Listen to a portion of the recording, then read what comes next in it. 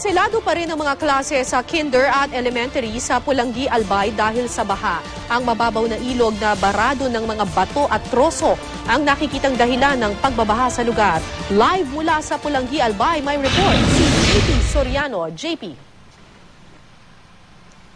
Kara sa kabutihang palad ay gumaganda na ang lagay ng panahon dito sa bayan ng Pulangi sa probinsya ng Albay, pero tila kinakabahan pa rin ang ilang residente rito sa tuwing mababalita ang magkakaroon na naman ng LPA o bagyo dahil tiyak daw ang kakambal nito ay pagbabaha.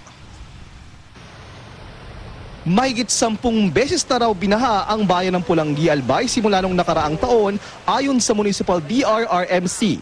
Isang araw sa epekto ng pagbaha ay ang pagkawasak ng ilang dike. Sa tuwing may bagyo at tuloy-tuloy na pag-uulan, binabaha na raw agad ang bayan ng Pulangi, Libon at Uwas sa Albay ayon sa Mines and Geosciences Bureau ng Bicol Region. Si Eduardo buong buhay daw niya ng pagtira sa Pulangi, hindi naman daw madalas makaranas ng pagbaha. Pero nang bumabaw at naging barado raw ang mga ilog, naging parte na ng kanilang buhay ang baha. Ito ang maraming problema namin. Kung mataas yan, hindi babaha dito sa Pulangi. Dahil daan lang ang tubig. Yan, pag dinaanan nila mga troso o tablon, babangga. Ayon sa Municipal Planning and Development Coordinator ng Pulangi, totoo nga raw na silted o mababaw na ang mga ilog sa kanilang lugar. Barado na rin dahil sa mga bato, troso at iba pang bagay na naiwan sa mga ilog. Ang cause ng siltation dyan is one, denuded na yung Mount Masaraga. So, may reported na illegal logging. Minsan, ginamitan pa raw ng compressor, naghukay dyan. Isa pa dito, yung one cause dito, yung pag-quarry ng Aral-Ali Stone.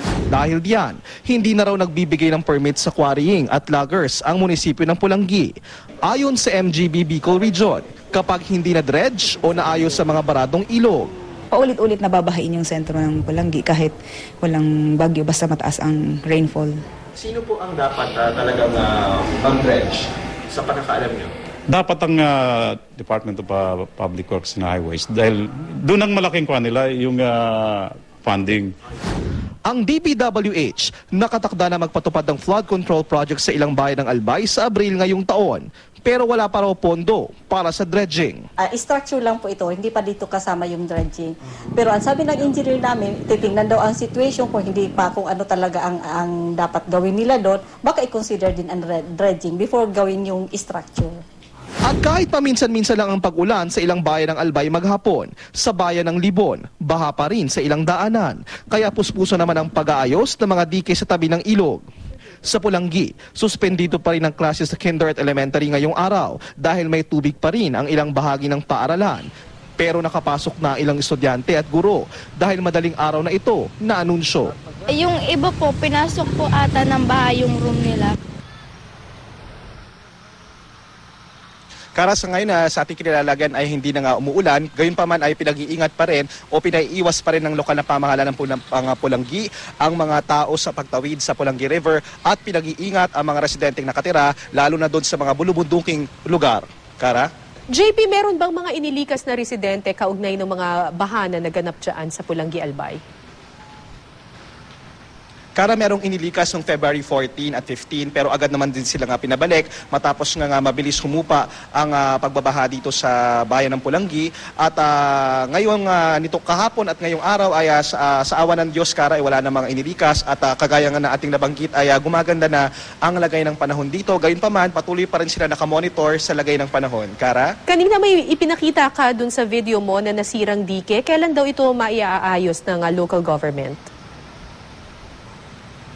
Kara sa ngayon ang ginagawa ng lokal na pamahalaan ng Pulangi ay nireremedyohan nila ito sa paglalagay ng sa pamamagitan ng paglalagay ng mga sandbags. Temporary lang daw yan pero sa lalong madaling panahon daw ay aayusin na nila yung mga dikeng nasira. Medyo marami ito Kara at sa katunayan nga ay umabot sa more than o halos 50 million pesos ang damages sa infrastructure sa lugar na ito matapos nga yung LPA pag-uulan itong mga nakarang araw at talagang yan ang nire-request ng mga taga rito at dinarasal na maayos na yan dike na yan dahil bukod sa proteksyon ito sa baha ay nagsisilbi rin ito palang daanan para sa ilang residenteng nakatira malapit sa ilog. So, DPWH ba ang in charge dyan sa pag-aayos ng dike na yan? At pati dun sa dredging na sinabi mo rin?